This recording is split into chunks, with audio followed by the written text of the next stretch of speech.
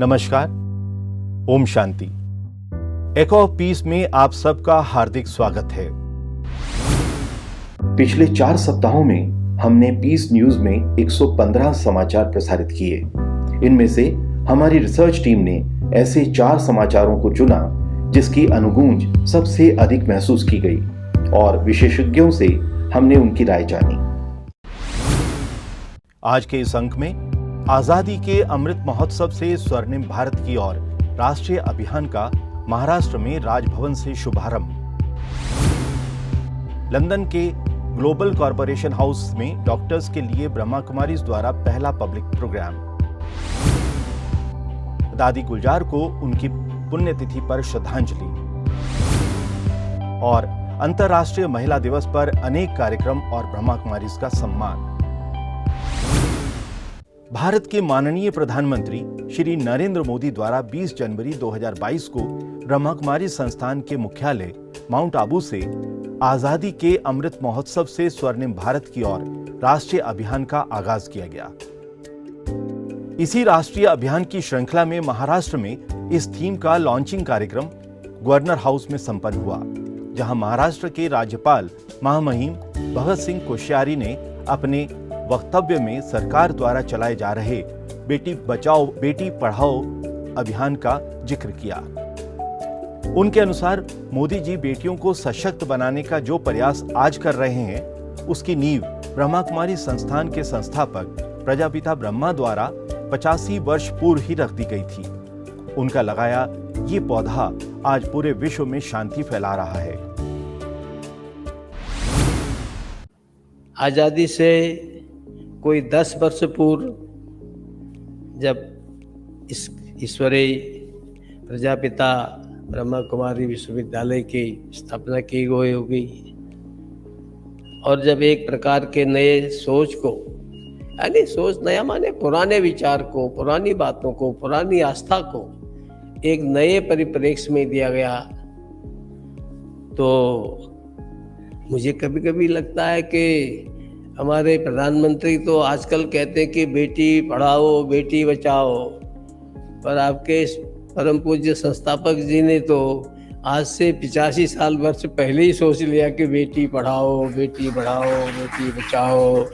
तो एक प्रकार से आज हमारे प्रधानमंत्री जी उसी मार्ग में आगे बढ़ रहे हैं। लंदन के ग्लोबल कॉरपोरेशन हाउस में डॉक्टर्स के लिए 2 साल तक चले कोविड काल के बाद ग्लोबल कॉरपोरेशन हाउस में पहला पब्लिक प्रोग्राम आयोजित किया गया, जिसमें पूरे उत्तर पश्चिम लंदन के मेडिकल प्रोफेशन से जुड़े 70 से भी अधिक लोग शामिल हुए। इस कार्यक्रम के मुख्य अतिथि थे जाने माने हार्ट सर्जन प्रोफेसर डॉक्टर प्रकाश पंजाबी। डॉक्टर प्रकाश पंजाबी ने सभा को संबोधित करते हुए कहा कि ये मेरा सौभाग्य है कि मुझे ब्रह्मा कुमारीज ऑर्गेनाइजेशन से जुड़ने का मौका मिला। हम मेडिकल प्रोफेशन से जुड़े लोग केवल शारीरिक बीमारियों का इलाज करते हैं, लेकिन आप लोगों के मानसिक परेशानियों का बाखूबी इलाज करते हैं। कार्यक्रम में नॉर्थविक पार्क हॉस्पिटल में डर्मेटोलॉजी डिपार्टमेंट की हेड डॉक्टर संगीता पंजाबी और बीके डॉक्टर सारा एगर ने ऑर्गेनाइजर्स के साथ अपने वर्किंग अनुभवों को साझा किया। ऑर्गेनाइजेशन की एडिशनल हेड बीके जयंती और यूरोपियन डायरेक्टर बीके सुदेश ने सभी को स्पिरिचुअल गाइडेंस और राजयोग मेडिटेशन की डिटेल में जानकारी देते हुए राजयोग मेडिटेशन का अभ्यास भी करवाया। When you get an opportunity and a privilege to serve Brahma Kumaris, it has to be that you are gifted. You have been super selected to be invited to be serve the people. All we do is medical management of physical ailments. Take out something as surgeons. The only reason I became a surgeon was medicines. Well, with due apologies to all the physicians, with surgeon, I can take something out by evening, it's done. Next day, patient is rid of it. But there's a far bigger sickness, which is the social, the mental, the physical, beyond that Brahma Kumaris serve.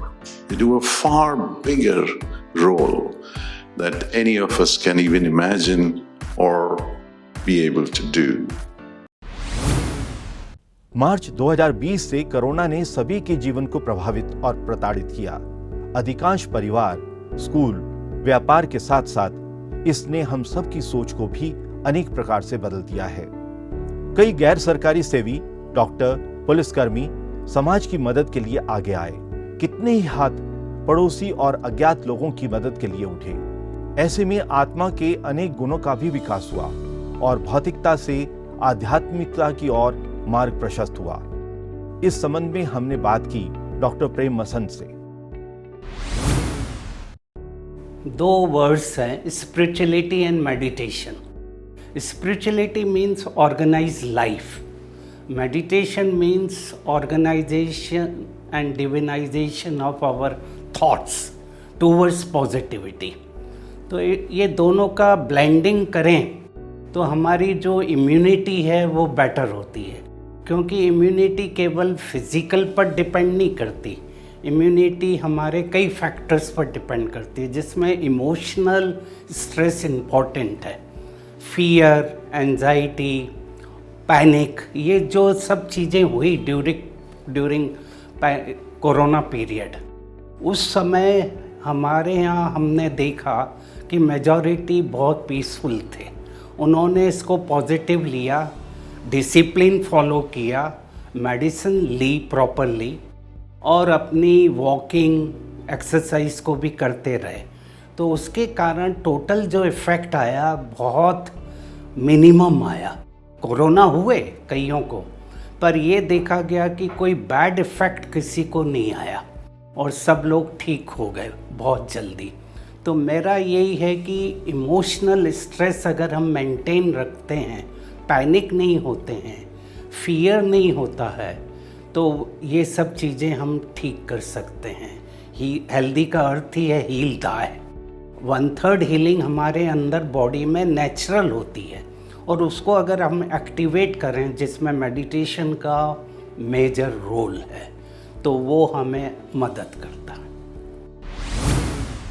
Brahmakumari संस्थान की पूर्व मुख्य प्रशासिका राजयोगिनी दादी हृदयमोहिनी जी के पहली पुण्यतिथि के मौके पर उनकी स्मृति में बनाए गए अव्यक्त लोक का विधिवत लोकार्पण किया गया।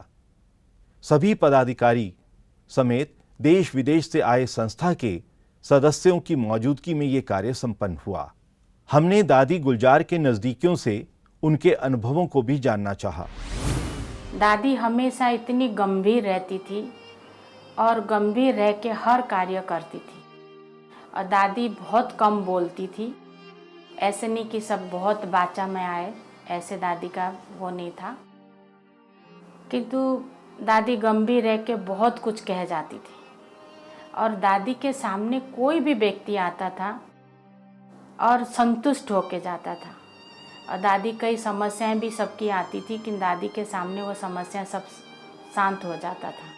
तो मुझे लगता था कि कुछ वर्षों से हमने वो फरिश्ता स्वरूप यहाँ ही देखा था। देख लिया। हाँ, दादी शरीर में है परंतु इस साकार दुनिया की नहीं है। दादी किसी और दुनिया की है जी। दादी का रूप भी ऐसे ही लगता था, दादी का ड्रेस भी तब तक ऐसे ही बन गया था जैसे फरिश्तों का यूनिवर्सल ड्रेस लगता है।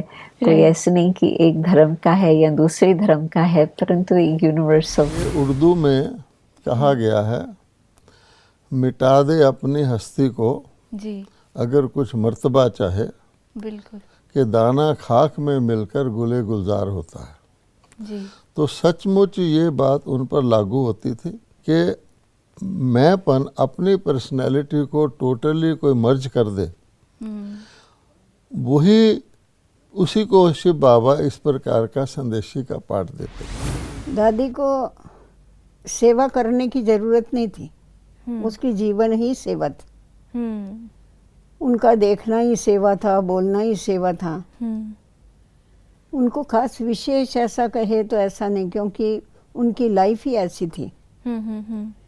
उनको देखने के बाद और उनके बोल सुनने के बाद हर एक की प्रीति परमात्मा से लग जाती थी जी, क्योंकि उसमें मैंपन नहीं था, मेरापन नहीं था जी, अहंकार नहीं था जी। अंतर्राष्ट्रीय महिला दिवस के अवसर पर गुजरात के कच्छ में सरकार द्वारा साध्वी सम्मेलन का आयोजन किया गया, जिसे देश के प्रधानमंत्री श्री नरेंद्र मोदी जी ने वीडियो कॉन्फ्रेंसिंग द्वारा संबोधित किया। लगभग आधे घंटे तक चले मोदी जी के इस भाषण के दौरान बड़ी संख्या में ब्रह्मा कुमारी संस्थान की वीके बहनें भी सभा में मौजूद थी। मोदी जी ने सभा को संबोधित करते हुए भारत सरकार द्वारा महिलाओं के लिए किए गए सराहनीय कार्यों की चर्चा की। जल संरक्षण को लेकर कच्छ की महिलाओं ने जो भूमिका निभाई, पानी समिति बनाकर जो कार्य किया, उसे अंतर्राष्ट्रीय संस्थाओं ने भी सम्मानित किया है। कच्छ की महिलाओं ने अपने अथक परिश्रम से कच्छ की सभ्यता, संस्कृति को भी जीवंत रखा है। अब आप कल से वहां हो, शायद जरूर आपने किसी न किसी से सुना होगा, 1971 का जब युद्ध चल रहा था 1971 में, युद्ध में दुश्मनों ने भूज के एयरपोर्ट पर हमला बोला, एयरस्ट्रिप पर बम बरसा की और हमारी जो हवाई पट्टी थी उसको नष्ट कर दिया। ऐसे समय, युद्ध के समय, एक और हवाई पट्टी की जरूरत थी। आप सबको गर्व होगा, तब कच्छ की महिलाओं ने अपने जीवन की परवाह न करके रातों रात एयरस्ट्रिप बनाने का काम किया और भारत की सेना की लड़ाई के लिए सुविधा बनाई थी। इतिहास की बड़ी महत्वपूर्ण घटना है। प्रसिद्ध अमेरिकी गायिका चेर ने कहा था, महिलाएं समाज की वास्तविक वास्तुकार होती हैं। आर्थिक, सामाजिक, सांस्कृतिक, शैक्षिक, राजनैतिक और आध्यात्मिक सभी क्षेत्रों में उनकी भूमिका अत्यंत महत्वपूर्ण होती है। संयुक्त राष्ट्र के आंकड़े बताते हैं कि दुनिया में भूख से पीड़ितों में 60% महिलाएं हैं और महिलाओं के नाम से मकान 20% से भी कम है। परंतु यह भी पाया गया कि जब महिलाओं के हाथ में पैसा आता है तो परिवार की सेहत, खान-पान और शिक्षा में भी सुधार हुआ है। विश्व के निरक्षरों की संख्या में 2/3 महिलाएं हैं, जबकि इनकी शिक्षा का 1 साल इनकी आमदनी में 10 से 20% तक की आमदनी ही नहीं बढ़ाता, बल्कि उनकी शादी की उम्र और बच्चों की संख्या को भी प्रभावित करता है। 68 देशों के आंकड़े बतलाते हैं कि नवजात शिशु को बचाने में भी मां की शिक्षा का महत्वपूर्ण योगदान होता है। सभी विकासशील देशों में बराबर काम के लिए महिला को पुरुषों से कम वेतन भी दिया जाता है और किसी भी निर्णायक पद पर महिलाओं के पहुंचने की संभावना बहुत कम देखी गई। आध्यात्मिकता और महिला सशक्तिकरण के संबंध को जानने के लिए हमने बात की जामिया मिलिया इस्लामिया नई दिल्ली के डिस्टेंस एजुकेशन की डायरेक्टर प्रोफेसर जेसी इब्राहिम से। प्रोफेसर जेसी इब्राहिम, हम आपसे जानना चाहते हैं कि महिलाओं के सशक्तिकरण में शिक्षा और आध्यात्मिकता का क्या रोल हो सकता है? जब हम अपनी काम को, अपनी परिस्थिति को, जो भी हमारी सिचुएशंस है, उसको गॉड के सामने रखकर अपनी बर्डन्स को, you are free from the burden, then you are free from the stress, you can think positively because you have given that responsibility of making things perfect in its place to God and you do your part. So that is my way of looking at things. जिसको भी हम पढ़ा रहे हैं उन्हीं के अंदर ये लक्ष्य, अपनी गोल, objectives about life, what they want to do with their life, ये एक अंडरस्टैंडिंग लाना बहुत जरूरी है। एंड ऑल्सो जब हम ऐसे आइडियल्स को देखते वक्त हम यदि अपनी स्पिरिचुअल अपनी जो अपनी आइडियल्स है उन्हीं के सामने आप रखेंगे तो बहुत अच्छा है। वैसे बहुत सारे लोग ऐसा है कि उनके सामने कोई अच्छा इंसान ही नजर नहीं आया, ऐसा है तो हमारे पास अच्छे परफेक्ट पीपल कौन है? वो गॉड अपनी जगह पे है। We can always look at them the God for that perfection. That way it can help them. Okay, thank you, ma'am. आज इतना ही। हर महीने के तीसरे रविवार देखना ना भूलें एको ऑफ पीस, पीस न्यूज पर। आप अपनी प्रतिक्रिया और सुझाव हमें भेज सकते हैं। हमारा ईमेल है peacenews@godlywoodstudio.org। अप्रैल अंक में आपसे फिर मुलाकात होगी। तब तक के लिए नमस्कार। ओम शांति।